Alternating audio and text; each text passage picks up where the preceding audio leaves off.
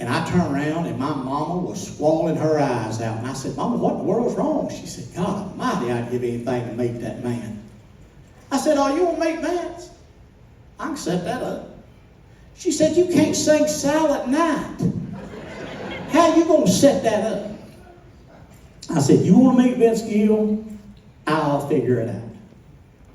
About 2 months later, I went down to the amateur night at the Buckboard in Marietta, Georgia, the same night that my friend Mark Wills started. And the funny thing is, Mark Wills is a member of the Grand Ole Opry now, and I'm a member of Sam's Club. So, but I won that amateur night, and I'll never forget as long as I live. I called my mother Colette. Y'all remember Colette calls? Had to call her twice. She didn't take it the first time.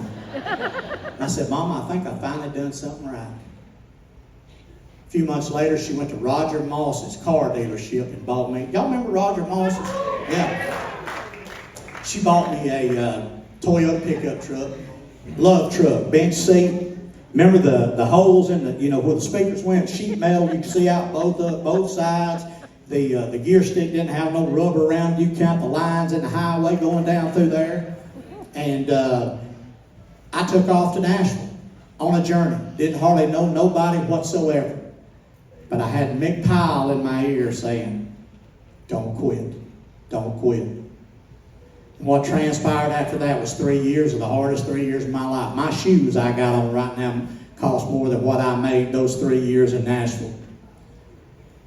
I'd go up and down Music Row. I'd sleep, y'all. I'm very nervous to sleep by myself back then. I'd sleep in the front seat of my truck under a Ruby Tuesdays parking lot, with the lights over me, and I'd sleep under my clothes. I'd get up, I'd go to the YMCA the next day. I'd take a bath, pay $1, and go to Music Row and try it again, and try it again. I'd get on a Greyhound bus, take a Greyhound bus from Nashville to here. My mom would pick me up, and I didn't want to go see none of my friends because I was embarrassed. I was a loser. The ice storm, y'all remember the ice storm that came through in 1994? Awful. Unbelievable. I was in 93. I was in Nashville at that time, and I was driving home in that old Toyota pickup truck. I didn't have no heat, didn't have no defrost, no nothing. And I was going down Interstate 440, and I'll never forget, I was scraping that windshield with a Mark Chestnut CD, and I could see through the windshield, and it said, it was Mark Chestnut's first song, it was Too Cold at Home. I thought, it's too damn cold in this truck too, Mark. You should be in here.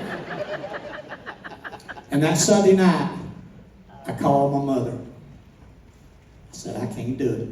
I tried, but I can't do it. And she said, are you sure? And I said, I ain't never been more sure about nothing in my life. My clothes are filthy.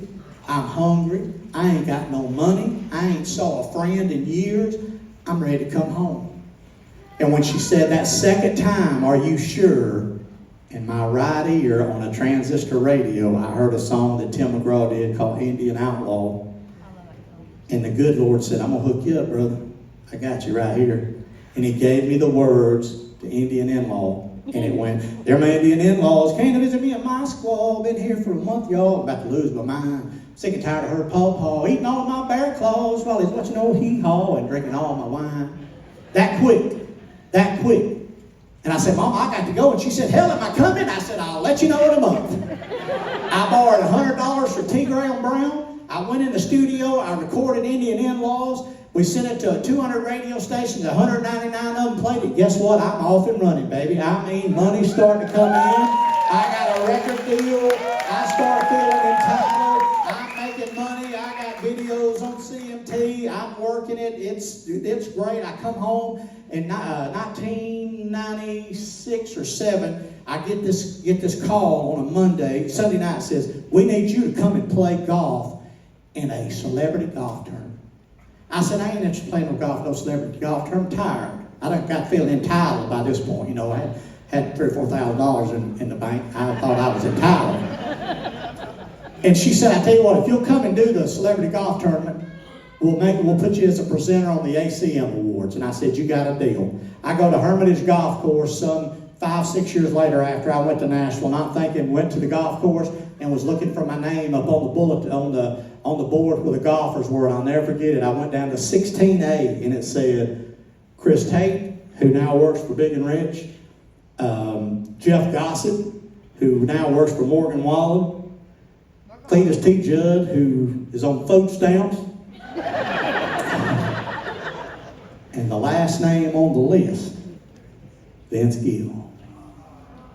And that guy, Chris Tate, was standing beside me. He said, well, I'll hop on with Vince. I said, I'll beat your ass. You'll not hop on nowhere with Vince. I done starved to death, lost fingers. Had frostbite on this hand, and I'm riding with Vince. So I spent that entire day with Vince, and I asked him, I told him the story about Mom, and I said, would you be in a video with me? And he said, buddy, count me in. And some years after I left, my mother sent me up there in an old Toyota pickup truck, and I brought my mama and her friends up to Nashville in a limousine long as this theater. And on a Tuesday afternoon, there was a knock on the door at the video shoot of Wives Do It All the Time. And my director said, Moselle, won't you get that door? She said, what am I getting it for? She had a cigarette in her hand. I'll tell you about that in a minute. Had a cigarette in her hand, and I'll never forget as long as I live, people. With every step my mother took, I thought, I did it. I did it. I did it. I told you I could do it. Watch this. And she opened up that door, and there stood Vince Gill. And I said, I told you, Mama, you'd meet him one day. And she jumped up in his arms and stuck her tongue that far down his mouth. At least. I wasn't sure my mother would ever, Vince Gill would ever speak to me again after that, but Vince has been a friend to this day. And talking about Mom, when we lived in the trailer, then I'll say, you know,